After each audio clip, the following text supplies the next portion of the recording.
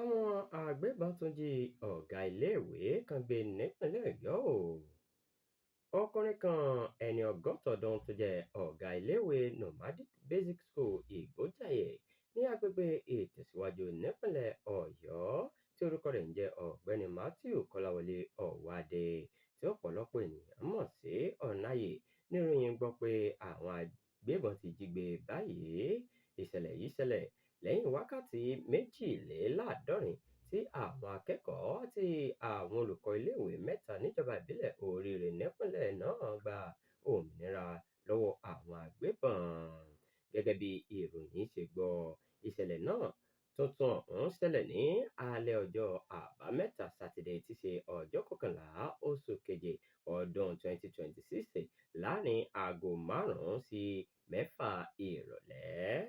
Gẹ́gẹ́ bí ọ̀kan lára àwọn ọmọ bàbá náà ṣe wí, ọ̀gbẹ́ni Abíọ́lá Ọ̀wádé, ó ní bàbá òun padà bọ̀ wálé láti oko rẹ̀ lásìkò tí àwọn ajínigbé dènà dé lọ́nà tí wọ́n sì gbé lọ.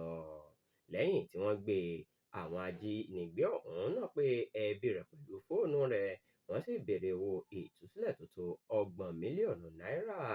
Ṣùgbọ́n ní nǹkan bíi aago 8 kọjá 20 ìṣẹ́jú òwúrọ̀ ọjọ́ Àìkú Sunday tí ṣe ọjọ́ 12 oṣù keje ni wọ́n ṣàwárí alùpùpù rẹ̀ nínú igbó níbi tí àwọn agbébọn fi sílẹ̀ sí.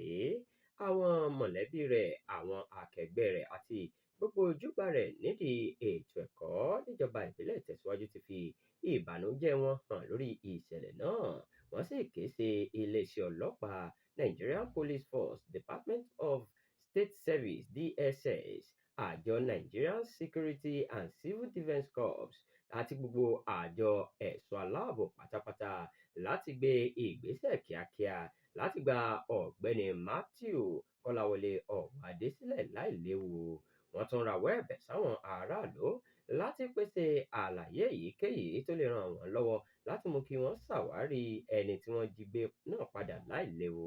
Nígbà tó ń fìdí ìṣẹ̀lẹ̀ náà múlẹ̀, agbẹnusọ fún iléeṣẹ́ ọlọ́pàá ìpínlẹ̀ Ọ̀yọ́ DSP Ọláyínká Àyànládé sọ pé mo lè fi ìdí ìṣẹ̀lẹ̀ náà múlẹ̀ pé wọ́n gbé ọkùnrin Ọ̀wádé Matthew ní oko rẹ̀ ní agbègbè Bùdó Ààrẹ. Àwọn òṣìṣẹ́ ààbò sì ti bẹ̀rẹ̀ iṣẹ́ láti gbà á sílẹ̀ láìsí ní ìjàmbá kankan àti láti mú àwọn afurasí agbébọn ọ̀hún.